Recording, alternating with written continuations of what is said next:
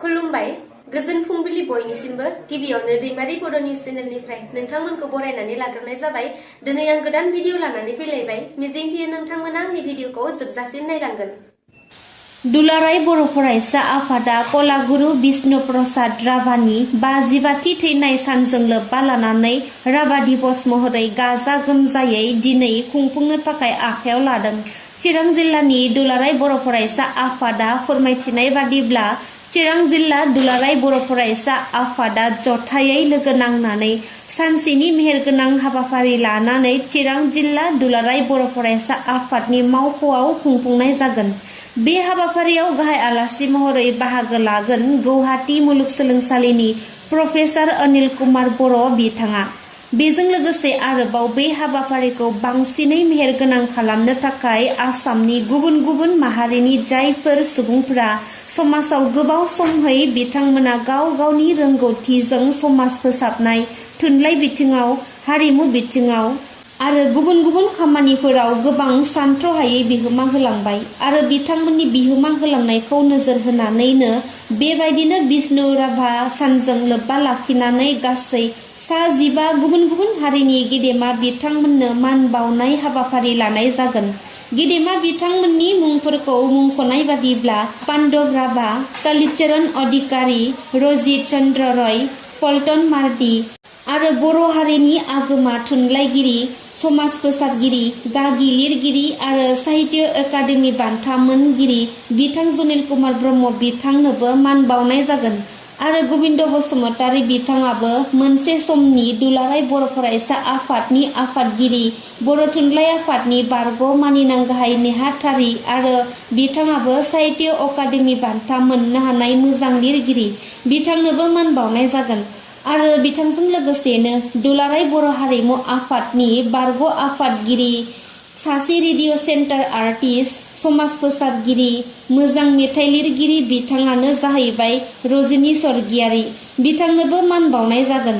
बिथांमोननि अनगायैबो आरो गुबुन गुबुन गासै 15 जन मानव गेदेर बिथांमोननोबो मान बावनाय जागोन होनना फोरमायथिदों चिरां जिल्लानि दुलाराय बर' फरायसा आफादा।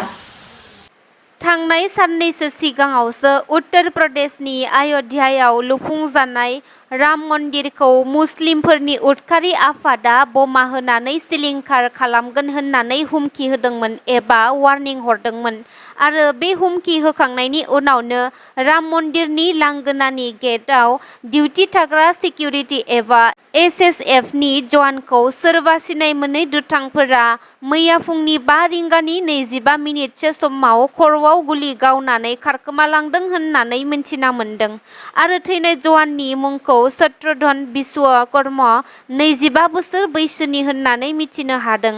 नाथाय बेराफारसेथिंजाय पुलिस बिफाना गिबि नायबिजिरनायाव थैनाय जवानखौ गावखौनो गावथारनानै लादों होनना फोरमायथिदों। थैनाय जवानखौ सोर गावथारनानै गालांमारदों दासिमाव गुबै जाथायखौ मोनथिजोबनो हानाय जाथ'वाखै। BTCनि गोजां बोथोरनि रांबावजा जथुम्माया साननैनि हाबाफारिजों मैया BTC नेहाथारिख'आव जोबनानै थांबाय। देग्लाय 2024 आरो 2025 मायथाइनि थाखाय BTC सोरखारा BTCनि ओनसोलखौ जौगाहोनायनि मुङाव 803 कौटि रां बाजेट खालामदों। नाथाय बे 2024-25 मायथाइनि बाजेटखौ बेरेखा दोलोनि दैदेनगिरि देरहासार बसुमतारीया गोजोननाय मोननाय फोरमायाखै। मानोना थांनाय 2023-24 मायथाइनि बाजेटआ 800 कौटि रांमोन, जायनि लेखायै बोसोरफ्रोमबो बाजेटआ 10% बांनो नांगौमोन, नाथाय सोलिफु BTC सोरखारा 10% सोलाय 3 कौटि रांल'सो बांहोदों। बेनि अनगायैबो बिटिआर गोजोन गोरोबथानि दफाफोरखौ गोबांखौनो मावफुंनो हायैखौ लानानै गोजोननाय गैया होननानै फोरमायथिदों MCLA देरहासार बसुमतारी बिथाङा। गुबुन फारसेथिं BTCनि गाहाय खुंगिरि प्रमद बर' बिथाङा रांबावजा जथुम्मा जोबखांनायनि उनाव मोनसे खौरांगिरि मेल खुंनानै 2024 आरो 2025 मायथाइयाव मावनो लानाय माखासे गोनां खामानिफोरखौ फोरमायथिनानै होयो।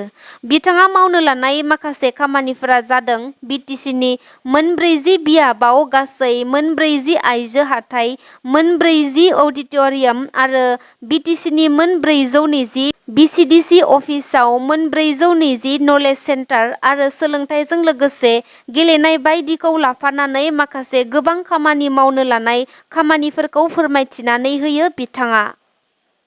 एमप्लयमेन्ट एक्सचेन्जनि मोनसे गोनांथार खौरां। मैया मोनाबिलिनि 4:30 रिंगासो समाव गोबां सुबुंफोरनि मबाइलाव स्क्रिनाव होनाय एसएमएसआ थांदों जानो हागौ। बेखौ लानानै गोबां सुबुंफोरा गोनो गोथोआव गोग्लैदों। बे एसएमएस फैनायनि गुबै जाहोनानो जादों नोंथांमोननि एमप्लयमेन्ट एक्सचेन्ज सार्टिफिकेटआ खामानि होनाय नंलिया जुदि नोंथांमोना 2 जानुवारि 2024 मायथाइनि सिगांनो एमप्लयमेन्ट एक्सचेन्ज सार्टिफिकेटखौ दिहुनदोंमोनब्ला। नाथाय 2 जानुवारि 2024 मायथाइनि उनाव एमप्लयमेन्ट एक्सचेन्ज सार्टिफिकेट बानायनायफोरा जेबो गिनो गोनां गैया। नोंथांमोननि सार्टिफिकेटआ भेलिडआनो थागोन। नाथाय 2 जानुवारि 2024 मायथाइनि सिगाङाव दिहुननाय गासैबो सुबुंफोरा गावनि एमप्लयमेन्ट एक्सचेन्ज सार्टिफिकेटखौ भेलिड खालामनो थाखाय 15 आगस्ट 2024 मायथाइनि सिगांनो आसाम सोरखारनि अफिसियेल वेबसाइट सेवा सेतुआव हाबनानै रि-रेजिस्ट्रेशन खालामनो नांथारगोन। नङाब्ला नोंथांनि सार्टिफिकेटआ जेबो खामानियाव होनाय नंलिया। बेनिखायनो बयबो सम थानायावनो रि-रेजिस्ट्रेशन खालामनानै लानाया मोजां। मख'नो गोनांदि एमप्लयमेन्ट एक्सचेन्ज सार्टिफिकेटआ जादों आसामाव जायखिजाया सोरखारि साख्रि एप्लाइ खालामनो एबा साख्रि मावनो थाखाय बे सार्टिफिकेटखौ गोनांथार जायो। क'क्राझार जिल्लानि थागिबिफोरनि थाखाय मोनसे मोजां खौरां। जाय समाव क'क्राझार नोगोराव थानाय रुपनाथ ब्रह्म गोसोखां रायजोआरि देहा फाहामसालिखौ क'क्राझार मेडिकेल कलेज आरो हस्पिटालजों सरजाबनो नाजानायखौ लानानै गोबां रोजा रोजा रायजो आरो हारिनि दैदेनगिरिफोरा बेनि हेंथा खालामना गोख्रों सोमावसारगासिनो दङ। बेनि गेजेरावनो क'क्राझार मेडिकेल कलेज आरो हस्पिटालनि थाखाय मोनसे गोजोनथाव खौरां। गुबुन गुबुन थावनिनिफ्राय क'क्राझार मेडिकेल आरो हस्पिटालसिम थोंजोङै हान्थामेलानि राहाखौ रायजो राजाफोरा मोननो हासिगोन। गुबैयै क'क्राझार मिउनिसिपेल बर्डनि बास स्टेन्डनिफ्राय थांनाय माखासे पेसेन्जार गारिफोरजों लोगोसे बङाइगाव, दादगारि, सान्तिपुर, सेरफांगुरि बायदि गुबुन गुबुन जायगानिफ्राय क'क्राझार सोहोर फारसे फैनाय माखासे गारिफोरा थोंजोङै देबोरगावनि बेसरगावआव थानाय क'क्राझार मेडिकेल कलेज आरो हस्पिटाल जानानै खारसिगोन। मैया क'क्राझार मिउनिसिपेल बर्डनि बास स्टेन्डआव क'क्राझार सोहोरनि साफ्रोमबो पेसेन्जार गारि सालायगिरिफोरखौ लाफानानै क'क्राझार मिउनिसिपेल बर्ड बास स्टेन्डनिफ्राय क'क्राझार मेडिकेल कलेज आरो हस्पिटाल जानानै दाब दाब जायगायाव थांग्रा गारिफोरखौ बिथोन होनानै बेखेवनानै होयो क'क्राझार जिल्ला हान्थामेला बिफाननि मावख'गिरि थजेन बसुमतारी बिथाङा। बे हाबाफारियाव क'क्राझार मेडिकेल कलेज आरो हस्पिटालनि प्रिन्सिपाल काम chief superintendent professor doctor Atul Chandra Boro' बिथाङाबो बाहागो लानायखौ नुनो मोन्दों। मुसलमानफोरनि मुस्लिम धोरोमाव हाज दावबायनायखौ जोबोर गोथार साननानै लानाय जायो आरो हाज दावबायनाया गासैबो मुसलमान सुबुंफोरनि थाखाय सिमां जायो। नाथाय बे सिमाङा खायफा मुसलमान सुबुंफोरनि थाखाय सिमाङा सिमाङैनो थायो। हाज दावबायनो थाखाय दासान्दि बुहुमनि गोबां रोजा रोजा मुसलमान सुबुंफोरा सऊदी आरबनि माक्कायाव ज' जाहैदों। नाथाय दुखुनांथाव बाथ्रा, हाज दावबायनो थांनानै सा 550 सुबुंफोरा अबथिरायै गावनि जिउखौसो खोमानानै लानो गोनां जाबाय। मानोना दासान्दि सान्दुंनि गोबां दुंखांनायाव सऊदी आरबाव दुंथाया 52 डिग्री सेलसियाससिम सहैदों। जायनि थाखाय सान्दुंनि दुंखांनायखौ सहायनो हायैनि सा 550 सुबुंफोरा अबथिरा गावनि जिउखौ खोमाना लानो गोनां जायो आरो 2000 निख्रुइबो बांसिन हाज दावबायारिफोरखौ देहा फाहामसालियाव फाहामथाय होनो थाखाय थिसननो गोनां जादों होननानै मिन्थिना मोन्दों। जिउ गोमानाय सुबुंफोरनि मादाव सा 323 सुबुंफोरखौ इजिप्टनि दावबायारि आरो सा 60 सुबुंफोरखौ जर्डाननि दावबायारि होननानै मिन्थिनो हादों। मख'नो गोनांदि बे हास दावबायनो थांनानै आसामनिफ्रायबो 3 सुबुंफोरा जिउ गोमादों। थांनाय 2023 मायथाइयाव सा 240 दावबायारिफोरा हास दावबायनो थांनानै जिउ गोमानांदोंमोन। नाथाय 2024 मायथाइनि हास दावबायनायाव बेनिख्रुइ गोबांसिन दावबायारिफोरा जिउ खोमानानै लानो गोनां जाबाय। दासान्दि थाद'नाय गैयै जुब जुब अखा हाबाय थानायनि जाहोनाव गिख्रंथाव दैबानाजों नखरसेनिनो गासै 5 सुबुङा हा गिसिखाना फबसिन जानानै अबथिरा जिउ गोमानो गोनां जादों। खौरां बिजोंफोराव नुनो मोनगासिनो दासान्दि बांद्रायै थाद'नाय गैयै अखा हानाया रायजो नाङैनो गुबुन गुबुन ओनसोलफोराव दैबाना लोमसाव जानानै गोबां न'-बां बायदि बायदि खहा जानायखौ नुनो मोनगासिनो। बेबायदिनो दैबाना लोमसाव जानानै आसामनि करिमगन्ज जिल्लायाव गोबां सुबुंफोरा दैबानाजों लोमसाव जानानै गावनि न'-बां गारनानै गुबुन गुबुन जायगायाव खारनानै थाहैनो गोनां जागासिनो आरो गोबां बाहागोफोराव करिमगन्ज जिल्लायाव हा गिसिखानानै गोबां खहा जादों। जायनि थाखायनो करिमगन्ज जिल्लानि बदरपुर होननाय ओनसोलाव थांनाय 18 जुन खालाराव नखरसेनिनो 5 सुबुंफोरनि जिउ खहा जादों। सुलुंनिफ्राय मिथिबावनो हानाय बादिब्ला जिउ खहा जानाया सासे बिमामोन, बेनिनो 3 फिसाजो आरो 3 बोसोर बैसोनि उन्दै फिसाज्ला।